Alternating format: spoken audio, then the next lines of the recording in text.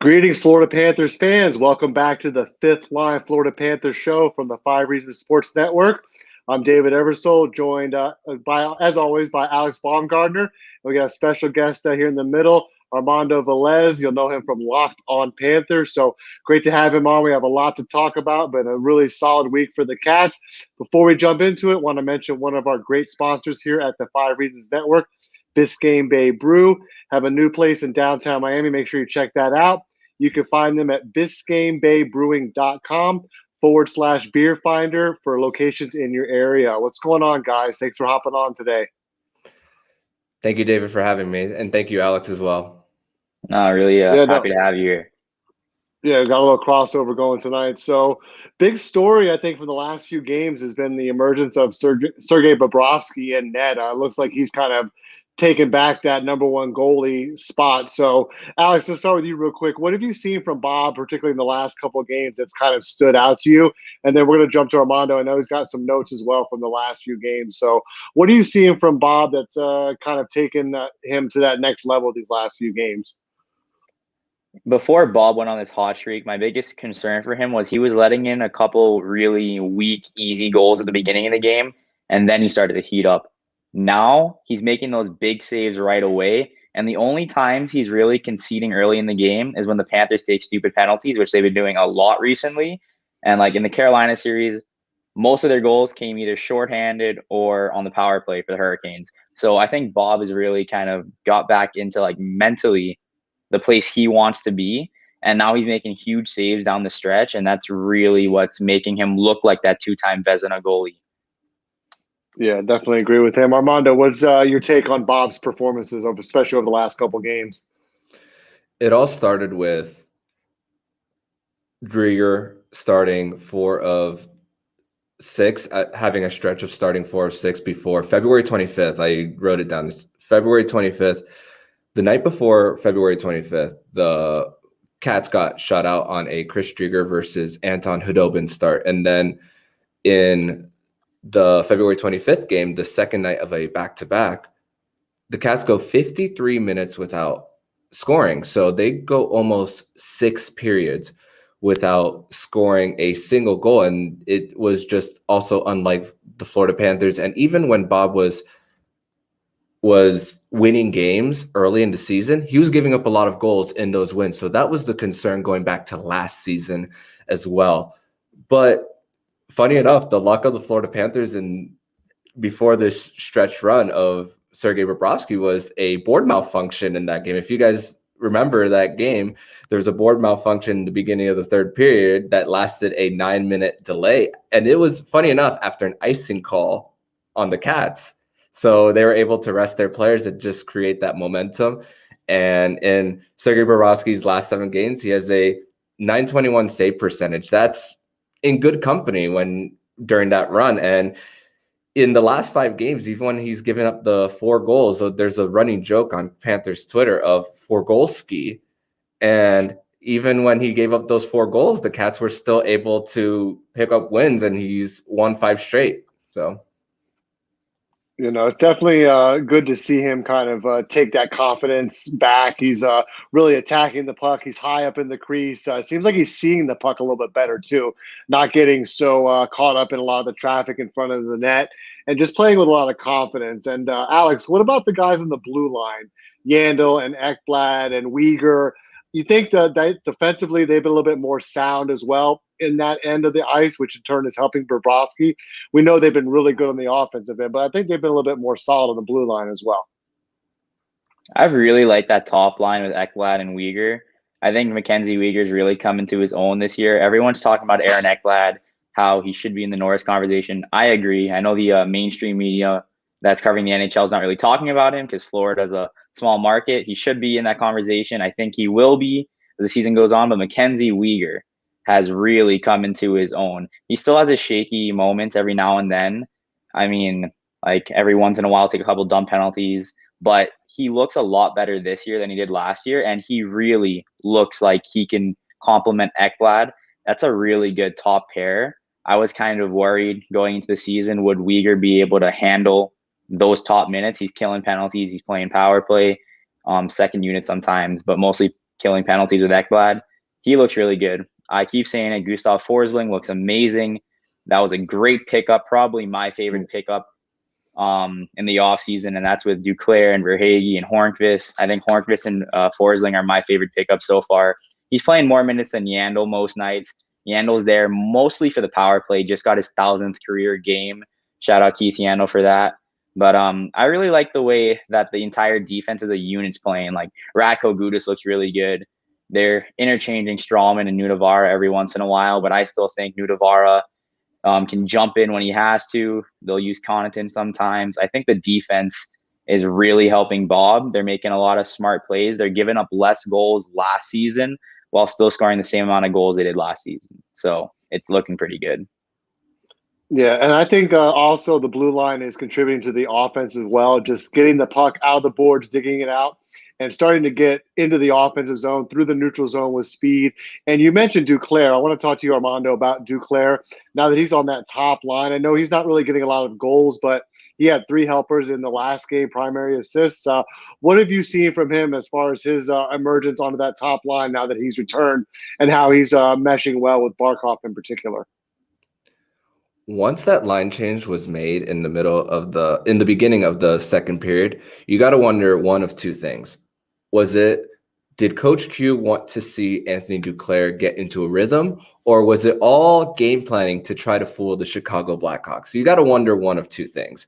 So, but every single time Coach Q has made line changes, it feels like it just works right away. And Duke being back, he continues to show that speed along with the top line, and he doesn't necessarily have to get goals in order to be a contributor on this team. And he was able to get it with those 3 primary assists mostly yesterday. And the fact that you could make other teams fall behind in the speed, especially when there's a quick breakaway or 2-on-1 or 3-on-2, whatever you want, then it's going to fool a lot of defenses. They think, especially since Barkov is the superstar on that top line, more people might draw to Barkov, and it might create an opportunity for Duclair to finally get one through again. He has 2 goals on the season, or make another opportunity for Verhaeghe, who loves to play the Chicago Blackhawks. He has 3 goals in 3 games against the Chicago Blackhawks. So he's loving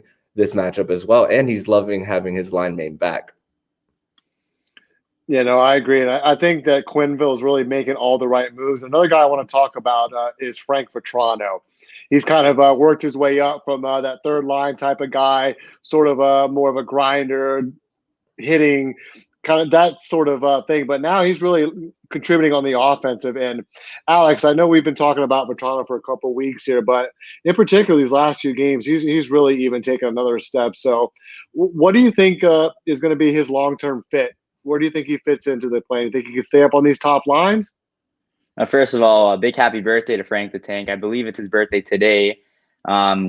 He also got his 10th goal of the season last night. But I think Vetrano is one of those guys where basically he's playing cleanup. He can go anywhere in the lineup. If you need him on the 4th line, he'll go there. If you need him on the 1st line, he'll slot in perfectly next to Barkov, which he did when Duclair was out. They were switching between Vetrano and Markman, doing a couple different line combinations. But Frank Vetrano's a veteran on this team by now. He's been playing a lot longer than some of these guys. I think Vetrano kind of knows his role. He knows he's not a superstar, but he knows he's a really good hockey player, and he can kind of be a little energy bunny because he's not the biggest guy, but he'll find open space. We saw it in the overtime when he got the game-winning goal. First of all, multiple comebacks have been either led by Frank Vetrano or finished off by Frank Vetrano. 3, Armando is showing us right now. I know the Dallas one, he got the goal in the 3rd, and I know he got 2 game-winning goals in overtime. But Vetrano's the second one against Chicago in the opening series. Yeah, so basically he can go wherever you need him to, and I think that's the perfect kind of place for him. Like, I think 3rd line with Tippett and Luosterainen, which I really like. Tippett's got 2 goals and 2 straight goal in the last 2 games each. So I like Luosterainen too. I think that's the perfect place for Vetrano. But if he needs to go to the 2nd line for an injury, if they're going to change lines, because we know Coach Q loves changing the lines when they're down, might power up one line, Vetrano's there. Yeah, I agree. And one guy I might be a little bit concerned about, though, is Huberdeau. He only has 6 points his last 5 games. Was held off the score sheet in the last one. What's going on with him, Armando?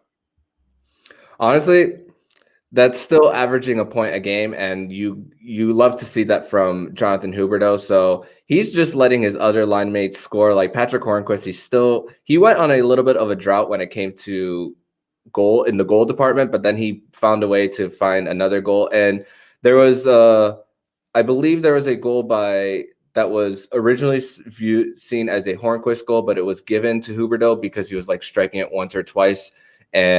But it was a opportunity created by Jonathan Huberdeau. So he's still creating his chances. And Alex talked about line changes of Frank Vetrano and Jonathan Huberdeau. They gave for one game, it was just one game only, they wanted Jonathan Huberdeau on the first line with Barkov, and it was like a three-way switch with Duclair back on the third before he got injured and Huberdeau back on the first. It just goes to show that even though they haven't played together in the same line all season, that they're more than capable of being back together if they're needed to be one game for them. But Frank Vetrano, Coach Q knows that for the most part, if there's one line that hasn't been changed really all season, it's been that second line mostly. They've kept it with Wenberg. They've kept it with Hornquist and Jonathan Huberdeau, because sometimes when Jonathan Huberdeau is making his way around the net, he knows that he could just dish it off and make some type of deflection to Patrick Hornquist, because Patrick Hornquist is going to be there in his office, as we like to say it. I want to jump in real quick, just talking about that second line.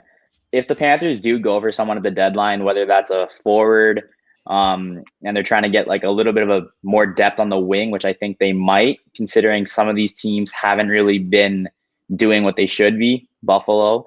So, yeah, that second line's not changing. Even if they hypothetically get someone like a Taylor Hall, that second line's not going anywhere. They're not moving anyone off that second line, especially Hornquist and Huberdeau. Wenberg, for me, he's a really good number 3 center. He's a decent number 2 center. I don't think he's a top number 2 center like Vincent Trocheck is now. I'm not comparing him to Trocheck last year, but I think Wenberg, he's doing his job on that second line. I don't think he's the best fit for the second line, but it's working. So there's nothing really needed to be fixed there.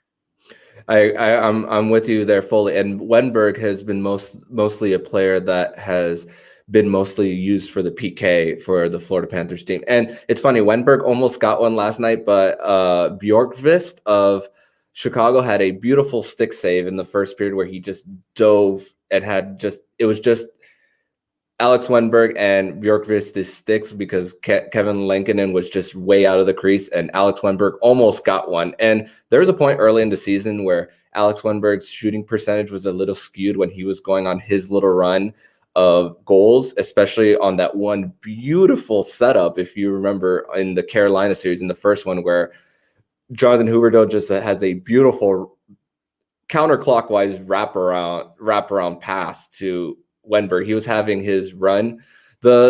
We knew that those numbers were going to be skewed for Wenberg, but he's mostly known as a defensive center. Yeah, and I want to switch gears a little bit to special teams and a couple of little things that the Panthers are doing much better now. I think the face-offs have really improved. We know Barkov is a really, really good face-off guy, but you're seeing a lot of those other forwards and centers winning those face-offs, especially in the offensive zone, and it's leading to a lot of good chances. So I'll start with you, Alex. What are some of like the little things that you're noticing that the team is maybe doing differently from this year compared to last year? I think they're more responsible defensively. Last year, they had guys like Mike Hoffman and Evgeny Dadonov. They scored a lot of goals. They were up there in top goals for NHL teams, but they were also up there for top goals against average, which isn't something you want. So this year, I believe the Panthers broadcast had a statistic where they're scoring the same amount of goals as last year, minus their 2 best goal scorers from last season, and they're giving up less than about a goal a game, something along those lines, which is huge. And considering Bobrovsky and Drieger are both playing really well, especially late down the stretch for Bob, that's what's going to win you games. A couple the last couple of games, it was like 2 goals. So like in Nashville, they only gave up 2.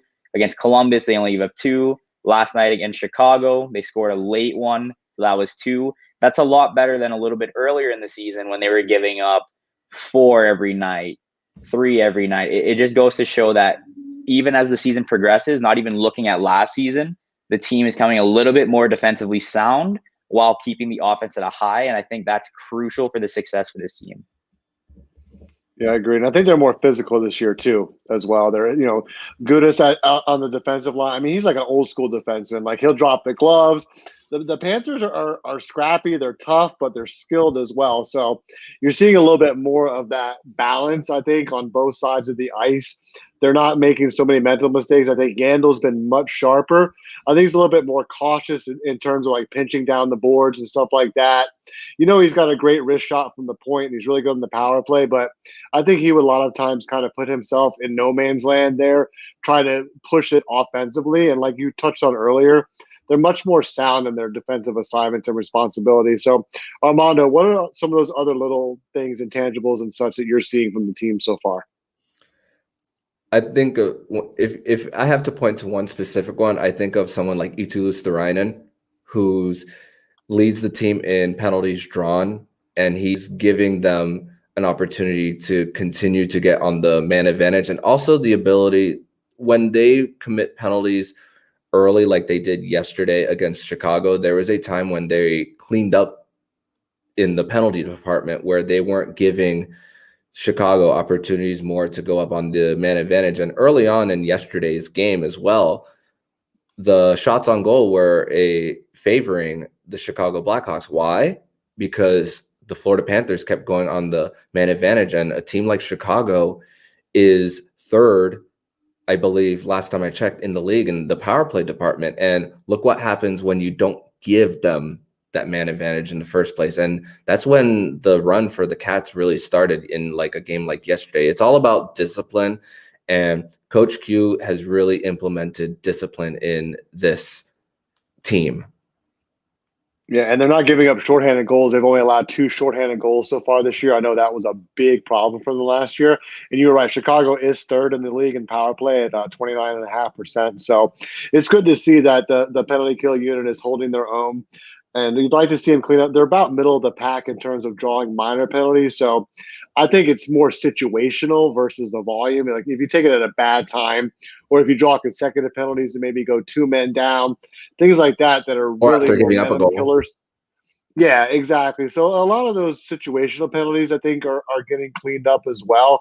And I want to ask you, Alex, first, what do you think about Drieger now that Bobrovsky's kind of cemented himself, I think, for now, again, as the number 1 goalie? So where do you see Drieger being at moving forward towards the second half of the season? I think Drieger is going to do the same thing Bobrovsky did when Bobrovsky was sitting on the bench. When he gets his chance, he's going to go on a tear. And it's the goalie competition. These guys love each other. I don't know which game it was, but it was last game or the game before. Bobrovsky, it was against Columbus. Bobrovsky got hit behind the net, no call. Chris Drieger jumped up in the air, threw his hands up. The whole bench was mad. Chris Drieger was clearly the maddest one because his best friend just got hit behind the net. They don't care who's playing, and they care who's playing at the same time because this competition drives them.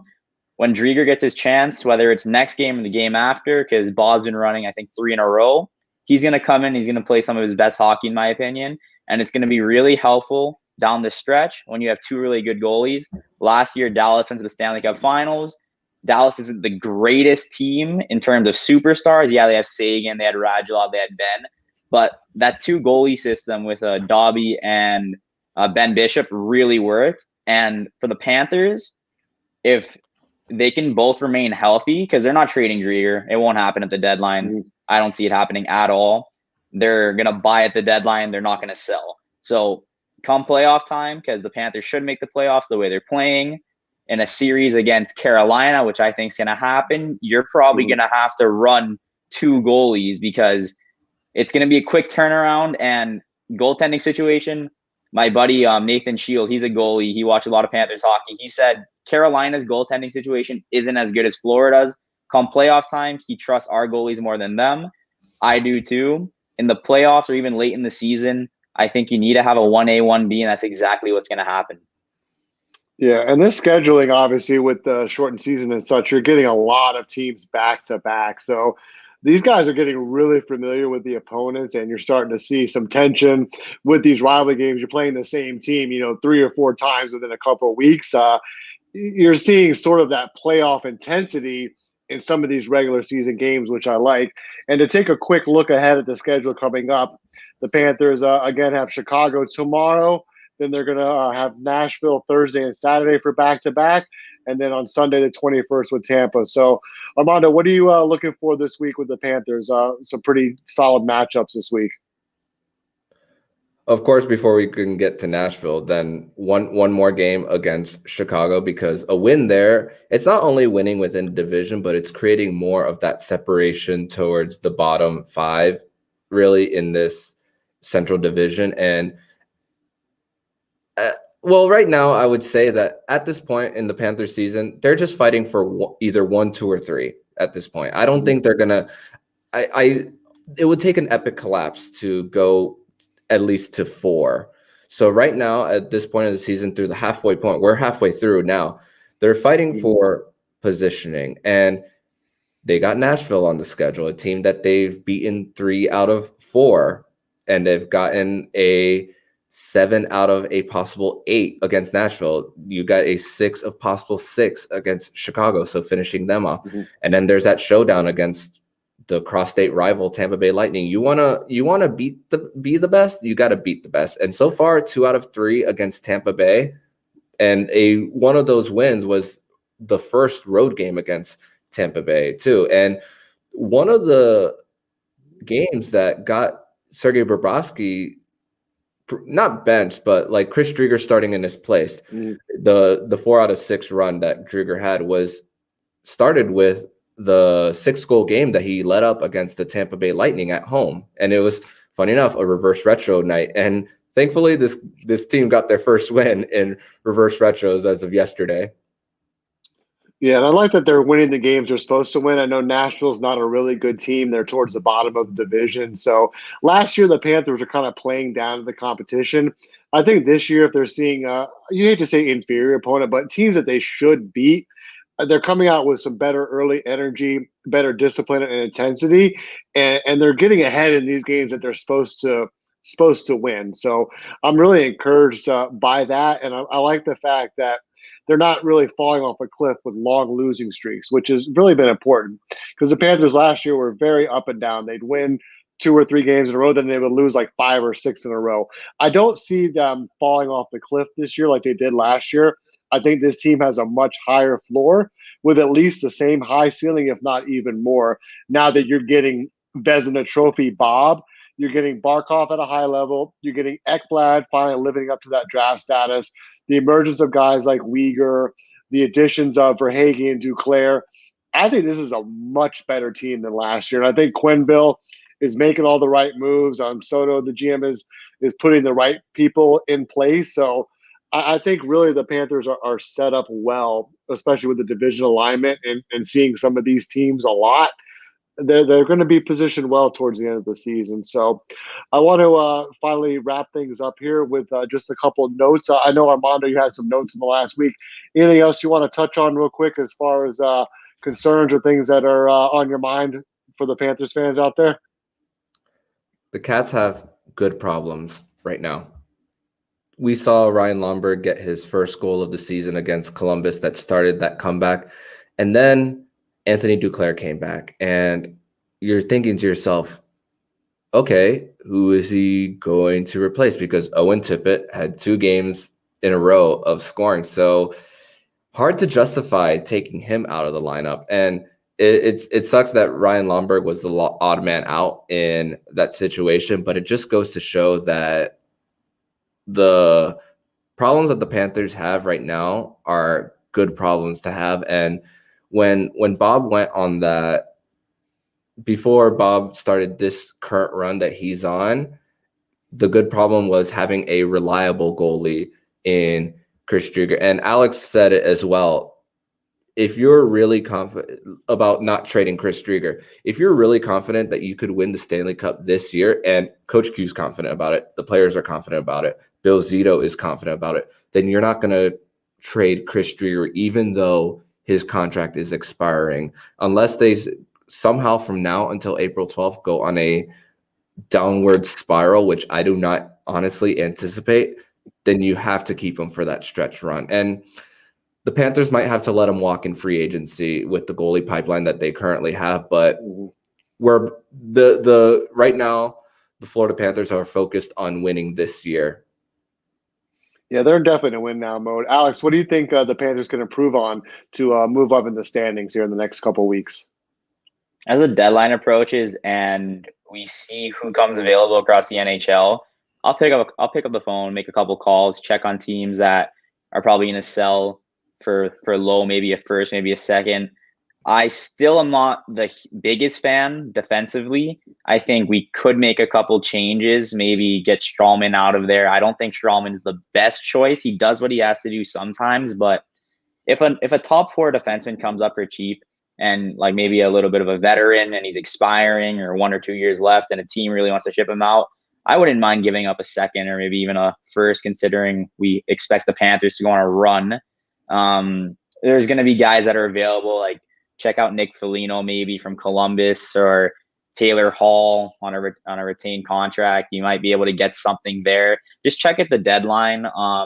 I do believe this team can make a run for the Stanley Cup. Bill Zito wouldn't have built the team the way he built it if he didn't think this team can make a run. I think the way that the playoffs work this year, you're going to get Carolina and you're going to get Tampa if you beat Carolina, if you get second or third. That's how it's going to go. So you really got to prepare for those two teams. Luckily, you're going to see them 16 times combined in the year before the playoffs even come. And I think we got a pretty good idea of how we go against Carolina. And then as we progress and play a little bit more against Tampa, we're going to kind of expect what we need to do to beat them. And they're going to have Nikita Kucherov coming back because he's skating now. So I don't think Zito is going to go 100% in with this team. I think he might make one move, maybe two moves at the deadline. They did it last year. It didn't work out. They might do something this year. Yeah, no, you said Carolina. That's the only team that Panthers have lost. They've lost 2 in a row only once this year, and those are both overtime losses to Carolina. Armando, are the Hurricanes the Panthers' biggest rival? In this specific year, they are their biggest challenger this year for the division alignment, wherever it may go, because those centers that Carolina has of Stahl, Trocheck, and Aho, they're really damn good, and they've dominated on the faceoffs against the Florida Panthers. The last 2 games for the Cats, the faceoffs, they've won 2/3 of their faceoffs in each of the last 2 games. But against Carolina, it seems that that's really the part that they really need to muscle up against a team like that. So right now, their biggest challenger, as of this point in time, it can change, but at this point in time, their biggest challenger is the Carolina Hurricanes. Yeah, I agree with that. It seems like those teams are pretty evenly matched, and they just match. Carolina matches up well to Panthers. I think they have a lot of guys that can kind of neutralize some of our players, but I'm really excited to see those guys match up in the second half of the season, and so the Panthers can have a little bit of momentum against those guys. So we're going to wrap up the show here pretty quick, but Armando, tell everybody where they can find you online and obviously with the Locked On Panthers show. So give everybody where they can get in touch with you. They can follow me on Twitter at MondoMan12, and they can follow the show account at LO_FLA Panthers, where they could see me live tweet the game. That's where I post my episodes. That's where I give my hot takes, my not so hot takes, whatever takes, anything, all things Florida Panthers. And what's your schedule for Locked On Panthers? It's a Monday through Friday show. So every Monday through Friday, you will see a show of Locked On Panthers on anywhere you listen to podcasts. That's great. And Alex, tell everybody where they can find you as well. Find me on Twitter at abaumgartner91. You can also find me helping out Manny on the Fifth Line 5R Twitter. And yeah. And you can catch me, David W. Eversole, and I also have the Miami Sports Break on every Tuesday and Friday at 12:30. So want to thank Armando from Locked On Panthers for joining us, and of course Alex, and we'll be back here next Sunday night. Thanks, everybody.